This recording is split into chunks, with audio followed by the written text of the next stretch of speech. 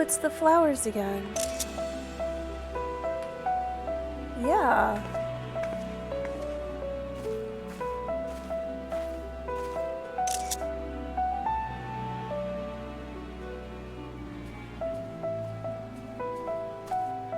This place is Elpis. Those flowers. Elpis. Entelekis. Like me. Entelekis? What does that mean? They are a product of Elpis, and so named for their birthplace. A happy accident, born of the hands of a former researcher who loved beautiful blossoms. Unique for how they change color, to reflect the emotional state of those nearby. Though be it here or elsewhere, they are seldom seen in any hue save purest white. Reflect the emotional state, you say? By what means do they achieve this? In creation, there exists an energy wholly apart from ether, one driven by emotions. In like manner to how we manipulate ether, this flower is subject to the influence of said energy.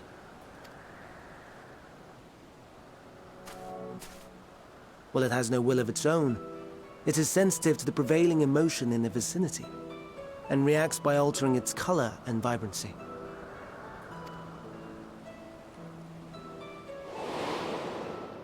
I was just fixing to say she was right.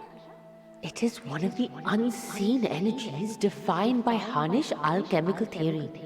Though a gross oversimplification, some describe it as an essence influenced by feeling.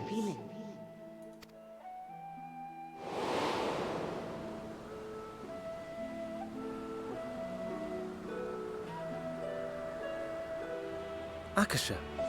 Though I'm not familiar with the term, your description suggests it is the self-same energy. Uh-huh. Dynamis, we call it. Dynamis. Okay. And those entities like the Elpis flower that have the ability to interact with this energy, converting emotions into tangible phenomena, are Entelekis. That's me! That's me! An Enteleki! That you are, my dear. And no ordinary one at that, but the first possessed of free will. Free will. Wait. A form of energy other than ether? Dynamis? Other than ether. Yes, Demis. I've never heard of such a thing. Oh, well, aren't we all learning? See? You should be open-minded a little bit more. Hardly surprising. Dynamis cannot be seen, much less felt. And though its existence has long been theorized, we had no proof until the flower's serendipitous creation. What's more, Dynamis is far weaker than ether.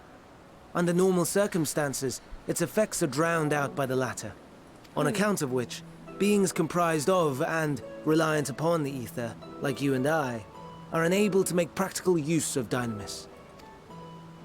'Tis a truly esoteric thing, known to but a select few scholars.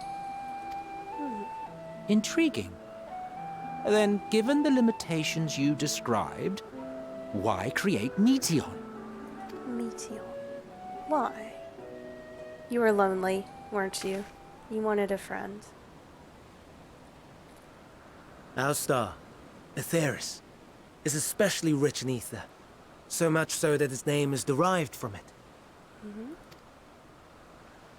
However, when we consider all energy in existence here and in the vast space beyond, Dynamis may account for as much as 68.3%. The more abundant form by far.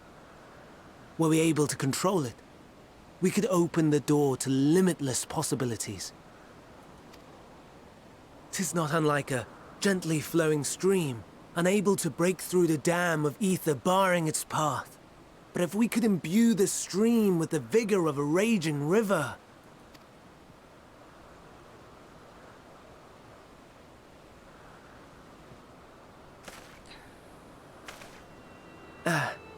Not that I have such grand ambitions.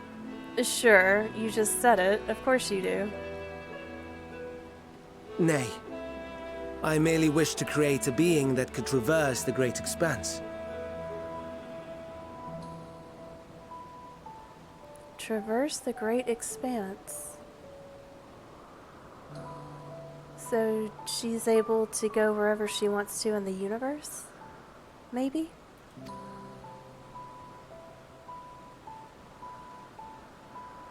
The relative scarcity of ether beyond the bounds of this star was a concern. And so, I looked to another source of energy by necessity. Mm-hmm.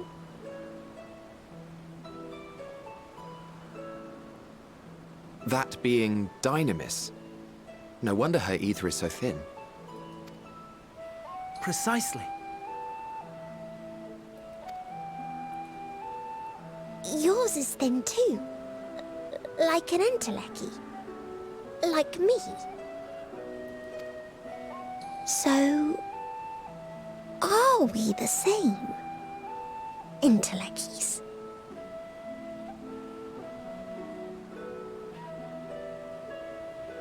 Wait. I thought I was an Astian. A Zine, right? Yeah. Sure, I don't see why I couldn't be one. Well, I have been known to transcend my limits with nothing but determination. If I'm thin, it's because Emet Stelt didn't do a proper... Oh. Oh my gosh, let's have some fun with Emet. Yeah, let's push back on Aren't we Emet. ungrateful? Mayhap I should revert you to the pathetic, faded thing you were. Oh, come on, Emet, I was just poking you a little bit. A deficit of ether alone does not an entelechy make. It would, however, make it easier for you to interact with Dynamis. Dynamis. And limited though its influence may be, this quality could prove the difference between victory and defeat. You do well not to underestimate it.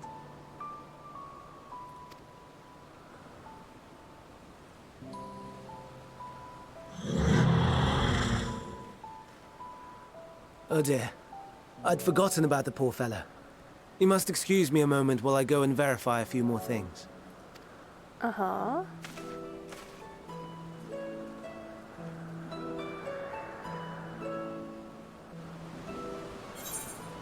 Okay.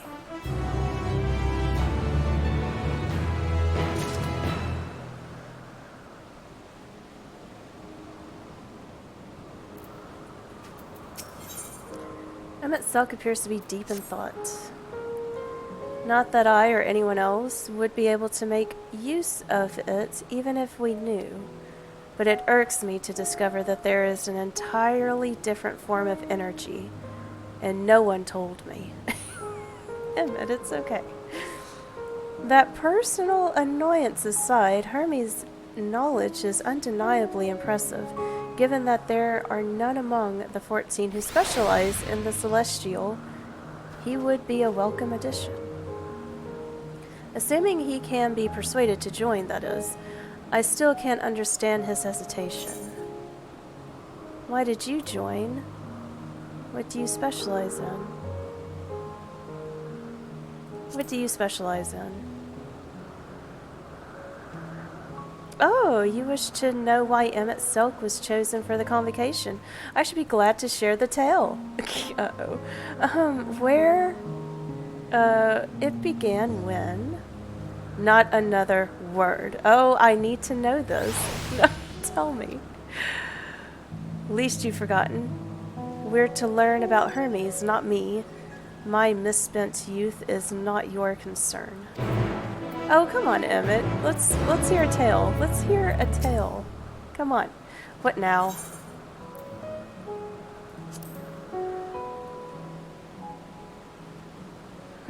If you would accompany us, I suppose you should at least know that much.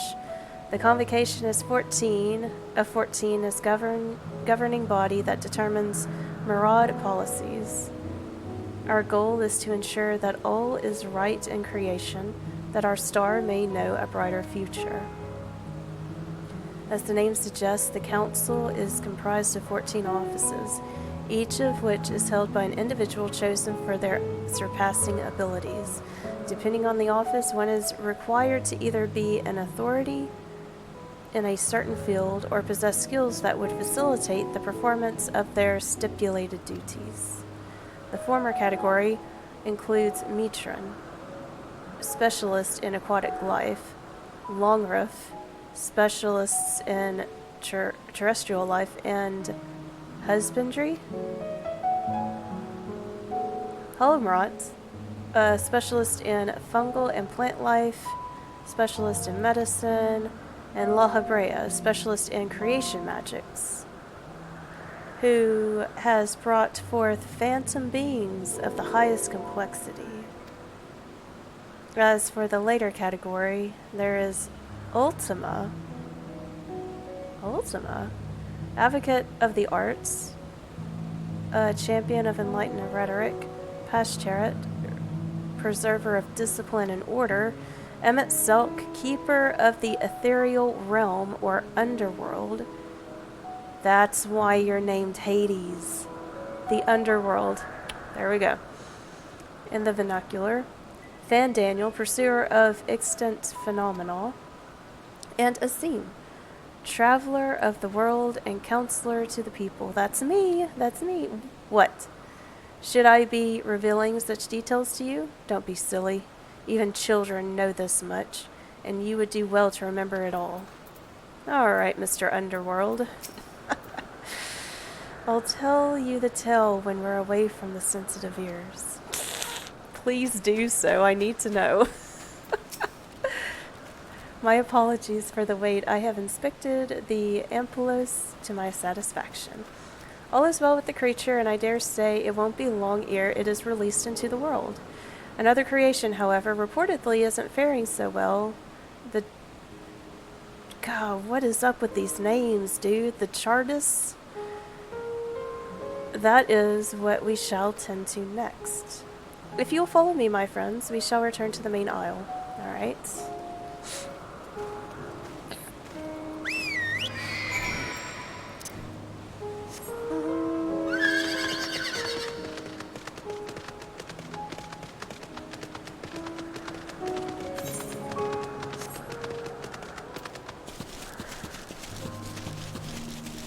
I'll just go this way.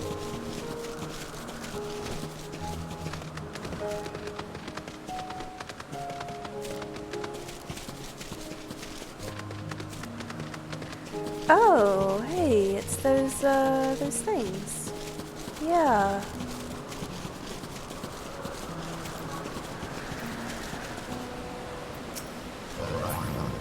Okay.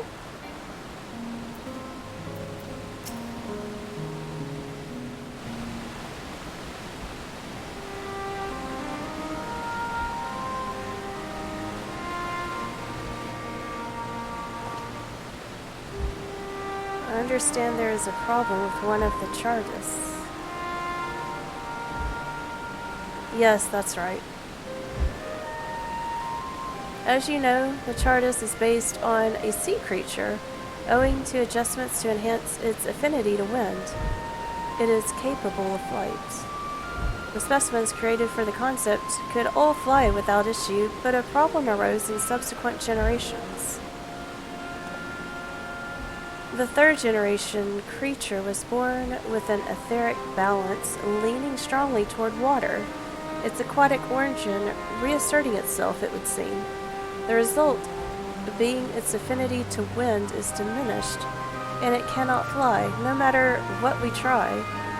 We can't get it to rise even in the slightest bit. For such a change to manifest in so few generations, I fear there are too unstable and flawed. With your permission, I will revert the creatures and recommend to the Bureau that the concept be revised. With its etheric balance leaning toward water, the Charvis would indeed struggle to manipulate wind. Yet it is too early to conclude that it cannot fly. Having failed at first, it may simply have developed a fear. I shall transform and fly with it, helping it manipulate wind until it finds its wings. What? You needn't go to such lengths.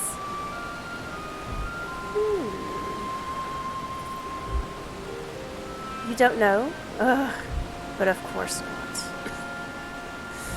Transformation is an art in which one manipulates a vast quantity of aether to construct another body around oneself. In practice, this allows one to assume any conceivable form, and thereby transcend the limits of one's flesh.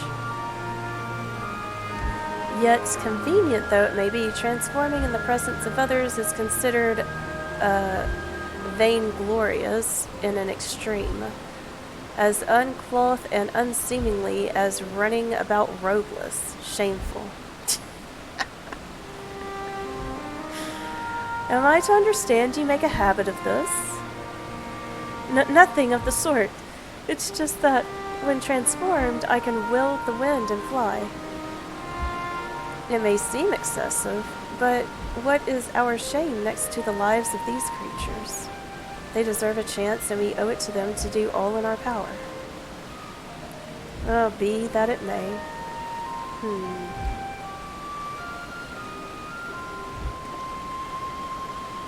Yes, I believe I have a solution.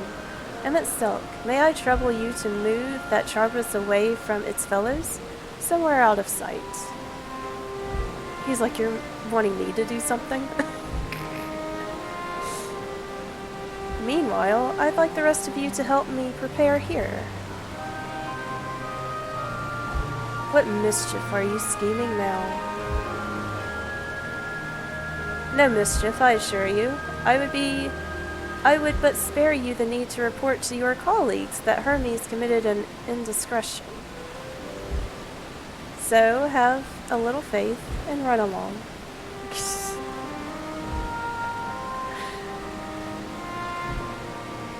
I trust you don't mind.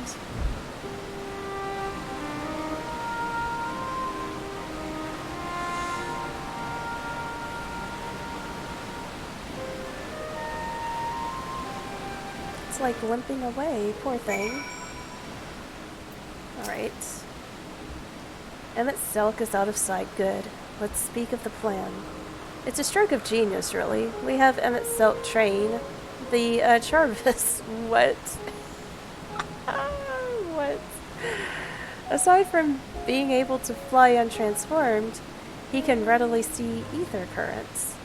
And with his adept spellcraft, he can also employ suitable wind magics to guide the creature along. While he is indeed capable of all you describe, it is not his duty. I am loath to trouble him with it. Oh, don't be. As I mentioned, it would also be for his own sake. With that settled, let's begin at once. Chestnut, I want you to go to Emmet. Tell him that you have a favor to ask. He will be disinclined to cooperate at first, but you mustn't be discouraged. With our friend, the trick is to be unflaggingly persistent. Off you go now. Good luck. I have a favor to ask. Uh-oh. Alright, where is our dear Emmet? Where did he go?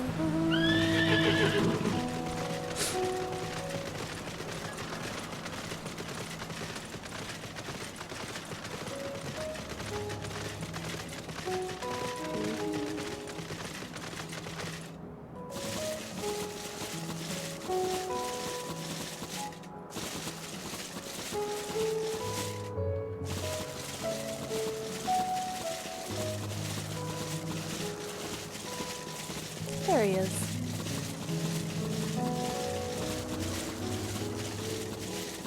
Oh, Emmet! I have a favor to ask you. Well, are your preparations for the scheme, that is clearly not a scheme, complete?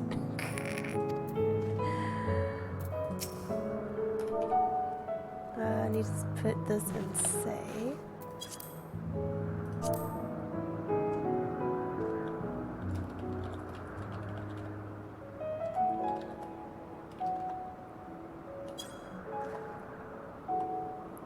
Oh, no.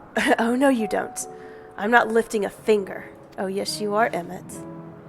Ugh. I don't know what Hydaladeius is up to, and I will not be made to know. I refuse. It is to be believed relentless insisting may serve to wear down the ever-wary Emmett Silk. Say please, Emmett. To plead with Emmett Silk. Please? Oh, I need to capitalize that. Please.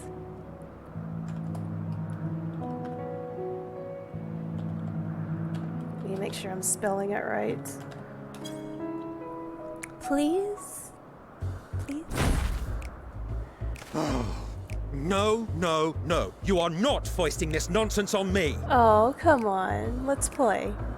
Do it. Come on, Emmett. I'm given to understand you have the power to help the Charybdis, and should be quite willing to do so. And so I appeal to your better nature, most benevolent Emmett Selk. Please teach her to fly. Oh, please, Emmett. Please? Or else Hermes will transform. Right now. Yeah, he'll take off his robe. You don't want that. Now, there's no need to go quite that far. Altruism is its own reward, as I'm sure he would agree. Oh my goodness. Oh, would he now? And who contrived to put me in this position, pray tell? Oh, well, your friend over here. Come on, let's have some Nothing fun. so devious. I merely suggested a possible course of action. Uh-huh.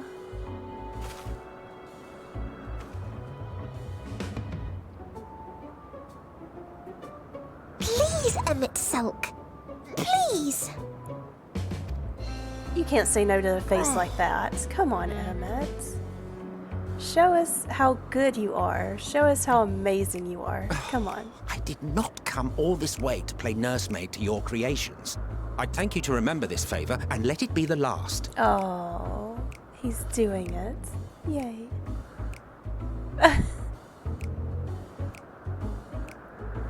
Got him.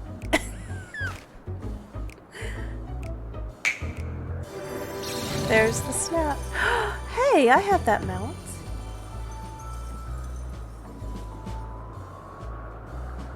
I will aid it once it is taken to the air. It falls to you to shepherd it skyward. Okay.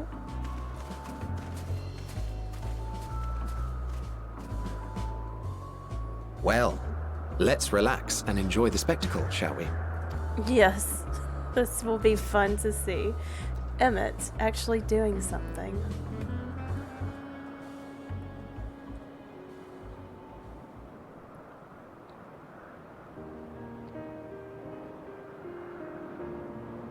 You were wondering why Emmett Selk joined the convocation.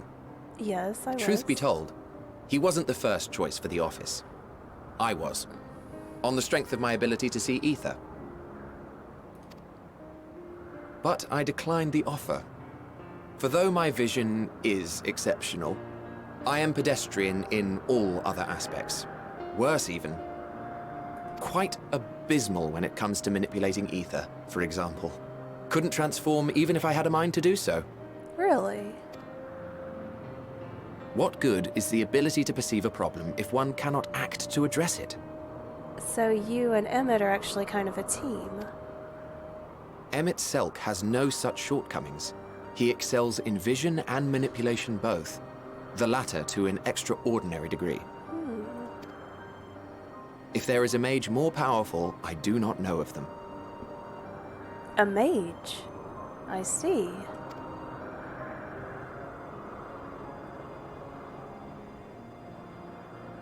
Thus did I recommend him for the office in my stead. And I wasn't the only one. Far from it. Countless others vouched for his skill and character. People the world over, to whom he had previously lent a helping hand. Emmett being helpful? When did this all change? When did he become a stick in the mud? Oh, how surprised he was.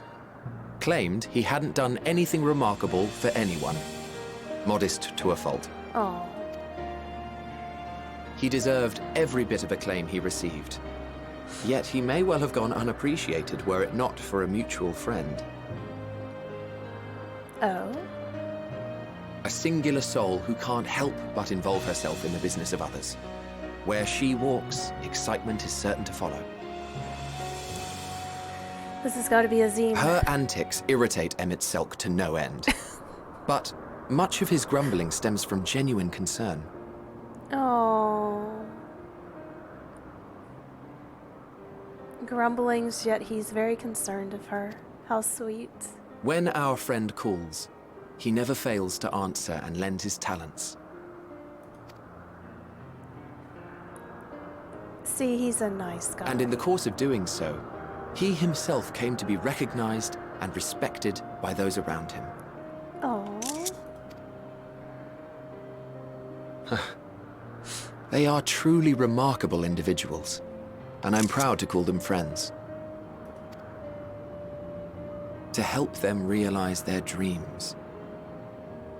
This will be my greatest contribution to our world. And when they have fulfilled their respective purposes, so too shall I have fulfilled mine, and together we may return to the star. Look at me, spilling my innermost secrets. I can't seem to help it with you. I can only assume it is due to the color of your soul. I just don't understand how you can be so alike and yet so different. So alike. Well done, my pet. Well done. Oh. Yeah, see, it's flying. It just had a fear because it fell once, probably. See, Emet. Ah, yes. I dare say the Charybdis will be fine here on. Yes. Why don't you go and signal to Emet Selk? Let him know that his arduous task is at an end.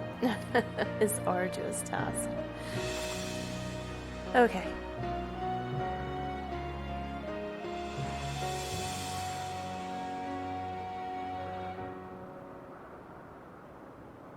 So, that's Emet Selk's steed. That makes sense. The underworld, it looks kind of underworldish. Alright. How cool to see Emet in action as he was supposed to be, you know? Alright.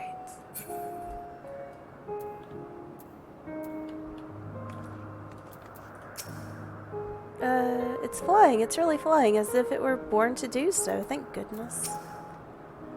Look, Chesna, look how well it flies. Yes.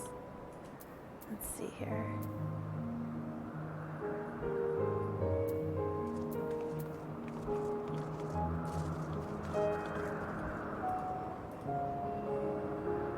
So I'm supposed to wave at Emet Selk from the edge of the aisle. I can't click on him.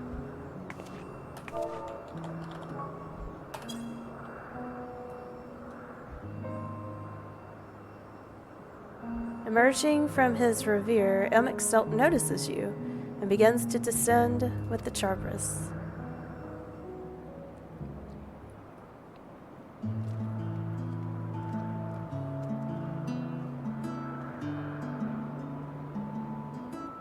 I have no words to express my gratitude. Thanks to you, the Charybdis has learned to fly. Yay! It's got a big old smile on it too. And Chesna and I could relax and have a pleasant chat.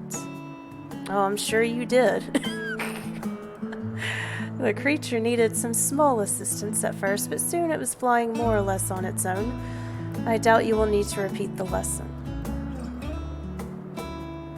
That was truly impressive. I witnessed it all from afar. The Charybdis flies. Yep. Indeed, with this, we've proven that even a creature with skewed etheric balance is capable of flight.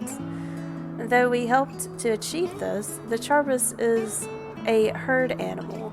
They may well aid their struggling kin in like fashion, if and when the need arises. Ah. Keeping this in mind, I bid you continue observing them, if that is what you want.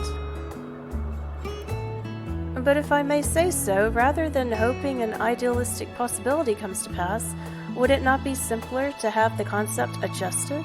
That way, we could guarantee the anomalies such as this specimen are never born in the first place. These creatures are already here. We will spare no effort in giving them a chance to survive. Yeah. As you wish, Chief. As you wish.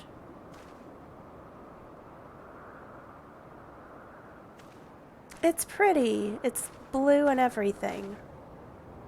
Come on. Hermes. I'm fine. Don't worry. He got angry there for a minute, and she felt it. Well, that concludes all of my present tasks. Let us return for now. Okay.